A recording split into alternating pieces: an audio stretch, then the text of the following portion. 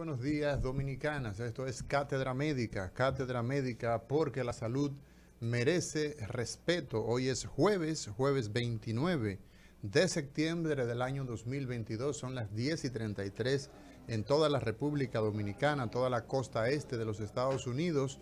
Gracias por el privilegio de su audiencia.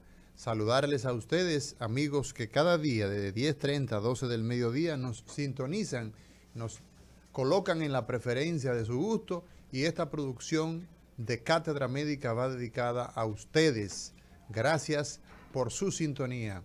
Muy buenos días, Lisania Salcedo. Muy buenos días, doctor Roberto Lafontaine, doctor Nelson Rodríguez Monegro, y en los controles el señor Isidro Labur y don Ismael García. Hoy el tema es la depresión en los infantes. Hoy tendremos a la doctora Soledad Alonso, quien es psiquiatra infanto-juvenil y también es psiquiatra de adulto, pero estaremos pues concentrándonos en la depresión infantil. El tema puntual, el tema central de Cátedra Médica hoy jueves.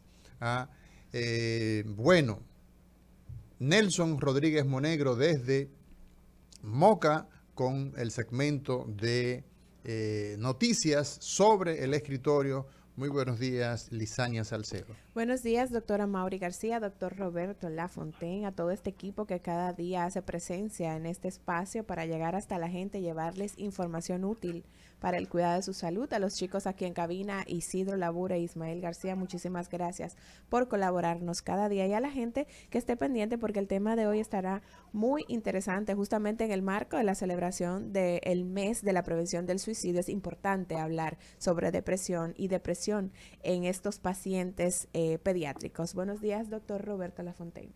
Buenos días, Liz, y a Mauri, Nelson y todo el equipo que nos acompaña. La verdad que salud ha estado convulso en esta semana, Salud ha estado convulso, y aunque ha sido la parte administrativa, si pudiera decir así, las partes de las políticas de salud como que se han revolucionado, y más a partir de la decisión del Consejo Nacional de Seguridad Social, pero eso de alguna manera impacta a los pacientes porque le da cierta inseguridad con respecto a las atenciones que van a recibir.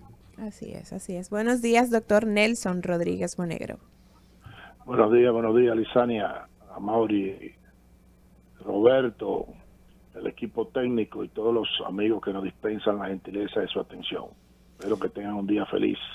Gracias, Nelson. Igual para ti. Nelson, la ONU pide proteger más justamente la salud mental en el trabajo, y dice el director general y jefe, ¿no?, de la Organización Mundial de la Salud, el conocido Tedros, quien la pandemia lo hizo, pues que todos aquellos que no conocían su nombre se hizo famoso en medio de la pandemia. Dice: es hora de centrarse en los efectos nocivos que el trabajo puede tener en nuestra salud mental.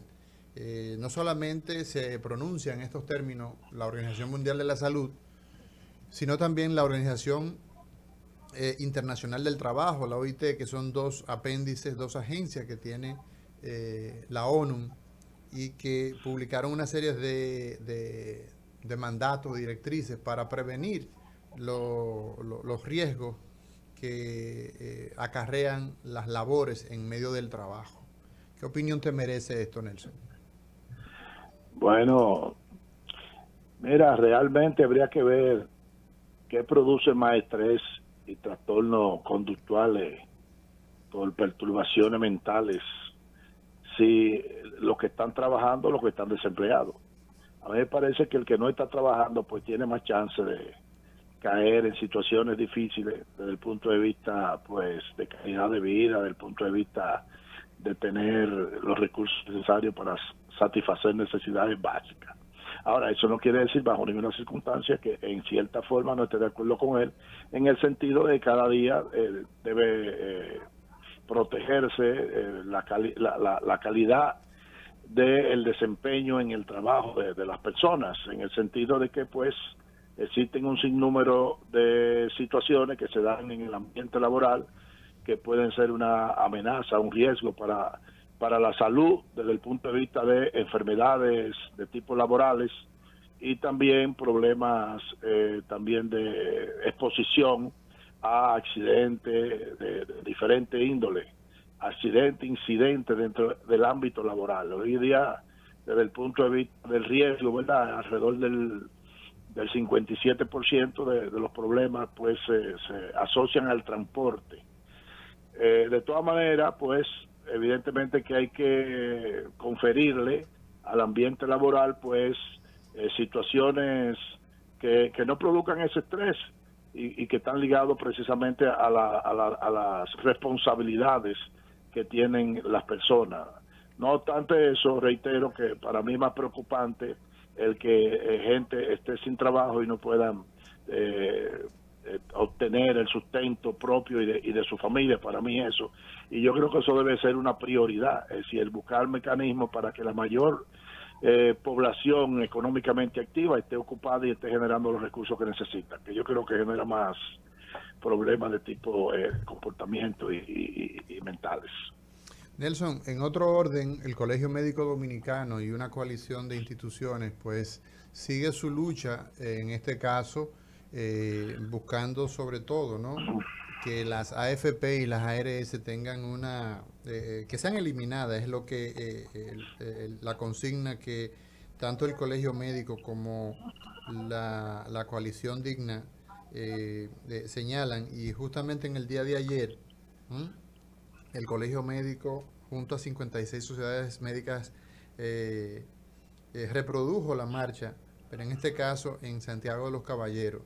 Y como decíamos, pues lo que el doctor Senencaba informó, no solamente que se trata de una marcha de los médicos, sino de la sociedad que, producto de la práctica de las ARS, de las AFP, la sociedad está indignada ante la situación de que por más de 20 años la seguridad social ha sido de mala calidad. Entonces, reiteró, ¿verdad?, que esas marchas van a seguir, que hasta que lo tipificó, y estoy citando al doctor Senencaba, de que ese engendro de la ley 8701 que favorece al empresariado y básicamente generando unas grandes riquezas y una mala calidad de los servicios, hasta que esto no se detenga, pues el Colegio Médico y esa coalición pues va a continuar en su lucha. Bueno, en cierta forma es una expresión quizá de mea culpa también, ¿verdad? Porque el Colegio Médico fue de las instituciones que rubricaron su firma cuando se consensuó, entre comillas, la ley 8701 que rige todo el tema de la seguridad social en la República Dominicana. Es decir, ellos no pueden decir que estuvieron ausentes de esas discusiones, porque sí estuvieron y sí firmaron. Entonces, ellos están expresando algo que la padece en términos generales el pueblo dominicano. Ha habido en todo el proceso de gestión de la operativización del sistema de la seguridad social en ambos ámbitos, tanto en el ámbito de las pensiones como en el ámbito de la salud propiamente dicha, porque para complacer apetencias en términos rentistas, pues se fueron aprobando situaciones en contra de la ley, y por otro lado pues todavía existen algunos dispositivos de la ley que nunca se han puesto en ejecución. Eso ha traído como consecuencia pues que se desarrolle pues un monstruo que aspira a recursos, aspira y lo atrae hacia su centro. Esos recursos económicos, y dado la cantidad de recursos que se vierten para el tema del aseguramiento y el financiamiento de la salud, pues hay mucha tela por donde cortar en términos de cobertura, y sobre todo cobertura de tipo integral para todos los afiliados, sin importar el nivel socioeconómico. De modo que hoy en día las ARS como la AFP pues se han convertido en un objetivo y coincido en eso con Zenén en el sentido que ya no es solamente el colegio médico, sino que el pueblo en sentido general tiene una animadversión muy bien ganada por parte de la ARS y la AFP, porque lo que busca son mecanismos de cómo tienen mayor rentabilidad y encuentran eco en el nivel político, y además de personas que forman parte de la operatividad del sistema, que están en contubernio con esa oligarquía económica que no tiene saciedad, y que al final siempre se mencionan desde luego pues algunas virtudes que tiene la seguridad social, pero el tema no es eso, y hacen comparaciones con lo que era el Instituto Dominicano de Seguros Sociales o los seguros médicos antes del 2021, y la gran cantidad de gente que hoy tiene un seguro. En fin, utilizan una serie de media verdades para justificar un supuesto avance, pero la verdad es que sobre todo lo fundamental era, parte de una cobertura universal que tuviera la seguridad social, era la disminución, cuando no la erradicación del copago, y eso se ha mantenido y en algunos aspectos se ha aumentado, y eso incrementa el nivel de pobreza, sobre todo de las franjas de la sociedad más vulnerable, habida cuenta de que tiene que invertir una proporción importante de sus ingresos para cubrir la salud, que no la cubre la seguridad social. Es decir, que esas movilizaciones pues deben poner en alerta sobre todo a los legisladores, sobre todo a las autoridades, al gobierno, porque se habla mucho de la modificación de esa ley, pero nadie conoce cuál es la posición ni del gobierno ni de la oposición. Óigame bien lo que le estoy diciendo. Nadie conoce cuál es la posición que tiene el gobierno respecto de los artículos que hay que modificar y por qué hay que modificarlo, pero tampoco lo hace la oposición, porque aquí tenemos una alianza nociva, que es que la oligarquía política está aliada a la oligarquía económica, y nada que atente contra esos intereses es viable, lamentablemente, en nuestro sistema político en la República Dominicana. Nelson, ¿se pudiera decir que el mayor que siendo el sector privado, la gente común y corriente, el mayor financiador de las atenciones de salud, con alrededor de un 43% del gasto de bolsillo, es un indicador del fracaso en este sentido de la Ley de Seguridad Social? Bueno, desde luego, porque uno de los objetivos que tenía era precisamente la eliminación de ese copago, porque aquí sabemos que mientras más pobre la gente, mayor proporción del salario o sus ingresos dedica al tema de la salud. Entonces, desde ese punto de vista es un fracaso. Es un fracaso desde el punto de vista de la calidad de la atención médica que tenemos en la República Dominicana. Es un fracaso en términos de la cobertura efectiva de esa seguridad social, que no lo es. ¿Por qué? Porque hay muchas desigualdades. No es lo mismo una persona que tiene el régimen contributivo y que además tiene, ¿cómo se llama?, seguro complementario para aumentar cobertura, que la persona que no, primero que el indigente. Es más, tú tienes la mayor de las desigualdades es precisamente entre las personas que forman parte del régimen contributivo y los que forman parte del régimen subsidiado. Mientras uno tiene una cápita que hoy en día estamos hablando de 1.490 pesos por persona por mes, el subsidiado, el de los pobres, no llega a 300 pesos. Es de 260 pesos. No llega a 300 pesos. Eso 259 pesos. Entonces, y hay una cosa, Nelson, con eso, que tú no tienes la posibilidad de comparar la calidad que tiene uno y otro en términos de la capacidad de enfermedad, porque el que tiene menos cápita se enferma más.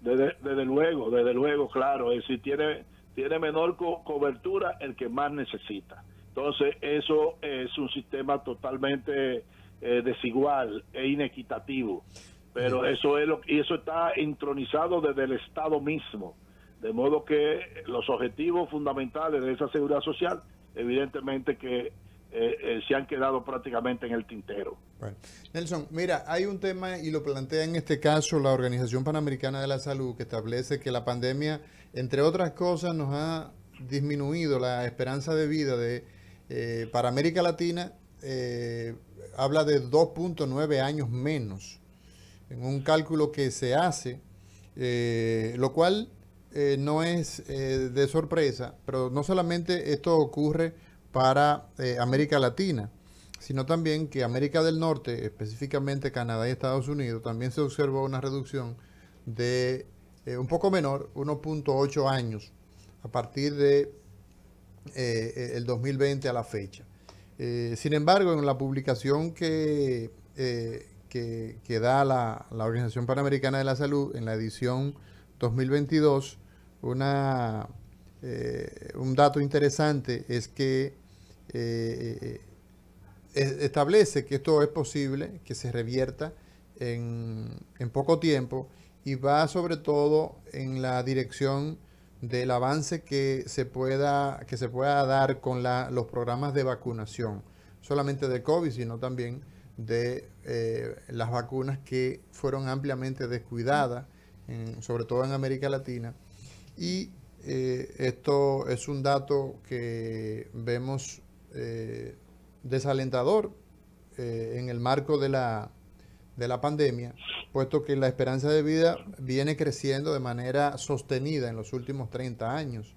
Y fíjate cómo en los últimos 43 años, la esperanza de vida en el mundo va aumentando. Y fíjate cómo COVID pues da un revés para América Latina de 75.1 años, la esperanza de vida que era en el 2019, para el año 2021 era de 72.2 años. Mira, respecto de eso, eso es un promedio, ¿verdad? Para América Latina y Estados Unidos, Canadá por otro lado, y el mundo. Pero yo no sé, porque esa edición de la salud de la Organización Panamericana del 22, en el caso particular de República Dominicana, si ellos lo calcularon, porque República Dominicana tiene que haberse incrementado esa pérdida de expectativa de vida. ¿Por qué te lo digo? Primero, por el tema de la pandemia, ¿verdad? Que se estima, o estimaciones que organismos internacionales han hecho respecto de la República Dominicana, hablan de alrededor de 20.000 fallecimientos por causa directa o indirecta del COVID, no 4.484, creo que es la cifra que tienen estacionaria desde hace 2 meses y pico, 3 meses y pico. La cifra oficial no llega a 5.000, es cierto. Bien, claro. Entonces, pero ellos ubican la República Dominicana en el rango de los 20.000 fallecidos de causa, reitero, directa o indirecta. Eso por un lado. En segundo, cómo se incrementó la mortalidad en República Dominicana como consecuencia de la no atención de las enfermedades crónicas. Sí. Cómo se incrementó la letalidad en República Dominicana, la mortalidad, me habían dicho, por descuido con programas de vacunaciones, en fin, con suministro de medicamentos. Los pacientes con cáncer, por ejemplo, ¿verdad? El paciente que dejó de atender su problema, el paciente, por ejemplo, con enfermedades como infarto agudo al miocardio, que no podía atenderse, el paciente con ACV. A eso te refieres, ¿no? Claro, entonces, ¿qué pasa? Que tú no tienes las informaciones para hacer una aproximación a las cifras reales, porque las autoridades no han dado información sobre el monto de la mortalidad de República Dominicana en el 2020, en el 2021 y que se está terminando este año 2022. Es decir, por lo menos 2020, 2021, tú no tienes cuántos fallecieron, porque una forma de calcularlo es cuando tú observas un incremento en términos porcentuales y en términos absolutos de la mortalidad. Se supone que todo lo que está por encima de lo que anteriormente había, tú tienes que atribuírselo a el evento que impactó la salud, que es el tema del COVID. Entonces, ¿cuántos muertos más tuvimos nosotros? No lo sabemos, porque no existe la información por parte de las autoridades. Y eso es, digamos, en términos generales, me luce que hay una estrategia deliberada de las autoridades de no dar las informaciones precisas para que se hagan los cálculos, de modo que cuando se habla desde el punto de vista de opiniones, de la efectividad de las acciones contra el COVID en la República Dominicana. Eso es muy serio, Nelson, lo que tú estás diciendo.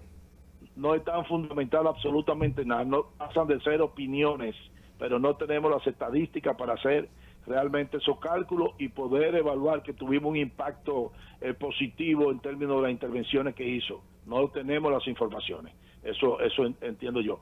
República Dominicana tenía un promedio de expectativa de vida de 74 años. El promedio, los hombres 71 y pico y las mujeres alrededor de 76 años expectativa de vida. Entonces habría que ver cuánto se ha afectado eso en la República Dominicana, agregándole además a eso lo que tiene que ver con las muertes por accidentes de tránsito, donde somos líderes, y además también por el tema de los homicidios y la inseguridad ciudadana en la República Dominicana. Ahora, Nelson, todo eso evidentemente que incrementa la letalidad, sobre todo en los años en la población económicamente activa. Nelson, tú entiendes, además hay una arista que los mismos números que proporciona en el análisis de la situación de salud la Organización Panamericana de la Salud quedan descubiertos. Fíjate cómo dice, en América Latina en sentido global fue de 2.9, pero en Estados Unidos, Canadá, los países desarrollados, fue un 50% menor.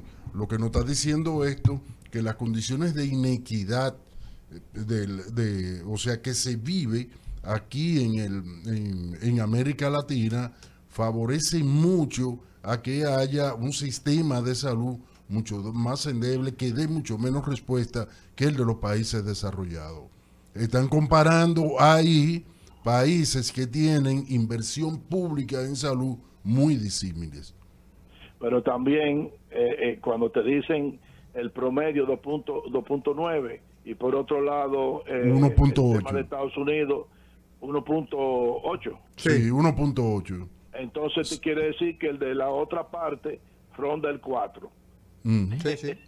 Porque cuando tú promedias, pues eso esconde muchas desigualdades. Sí, claro. claro. Y todavía si tú haces y desagrega, digamos, el Caribe de Latinoamérica, entonces tú vas a encontrar también más desigualdades. Y cuando tú desagregas en el mismo Caribe, pues por países tú vas a encontrar más desigualdades.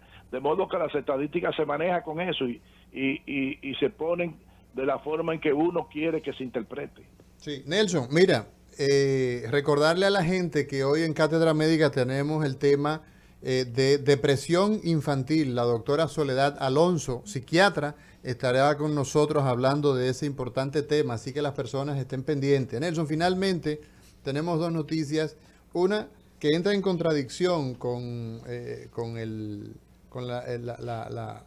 digamos, la nota que da el Ministerio de Salud Pública, y es que dice que descarta, eso fue en el día de ayer, que existan brotes de enfermedades como consecuencia de las lluvias. Dice eso. Sin embargo, hay unos 40 casos de leptospirosis, por ejemplo, ¿verdad? Tenemos 33 defunciones de los 5.660 casos de dengue. Y entonces, todos sabemos, ¿verdad?, que una vez se producen las crecidas de los ríos, que vienen las acumulaciones de agua y todo eso, hay un periodo de, digamos, de incubación que ronda entre las 2, 3, hasta un mes, para que empiecen a expresarse justamente estas enfermedades que son producidas y transmitidas por vectores, en el caso del dengue y en el caso de la leptospirosis, de la contaminación, ¿no?, de la orina de las ratas, de los cerdos, en fin. Entonces ahí vemos un tema de algo que no encaja. Y la otra noticia finalmente es, para que la comenten en el mismo orden, es el tema de la sustitución, lo vemos muy bien, de los alimentos, los néctares estos, los juguitos a los niños con una cantidad alta, muy alta de azúcares. Pues se ha montado un plan piloto de ver cómo 60 centros en todo el país, se comenzó en Santo Domingo y Santiago, con unos 33,000 niños, si se sustituyen esos néctares, esos jugos con alto contenido de azúcar por frutas. Entonces, eso lo vemos como una acción positiva. Adelante, Nelson. Muy bien, muy bien. Bueno, el hecho de que actualmente no exista un brote específico, bueno, ellos mismos dicen y hablan del periodo de incubación. Apenas tenemos una semana, ¿verdad?, que pasó el fenómeno natural por aquí y las inundaciones. Ya creo que comentamos en un programa anterior que usualmente los problemas se ven 2, 3 semanas después del paso, de modo que todavía deben extremarse las acciones, aunque yo no he visto sobre todo el tema de la educación y de la instrucción de la gente sobre el tema del aseo, sobre el tema del agua potable, sobre el tema de no andar descalzo, de no bañarse en los ríos. Yo no he visto ninguna publicidad o mecanismo de orientación y educación para que la gente se convierta en un ente de gestor de su propio estado de salud.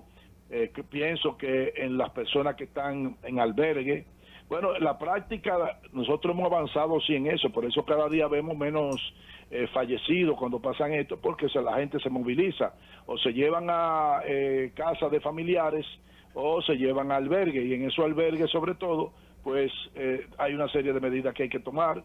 El ministerio ha informado, porque es una práctica que ya está desarrollada aquí, ellos le han dado continuidad a eso y creo que ha sido de mucho valor.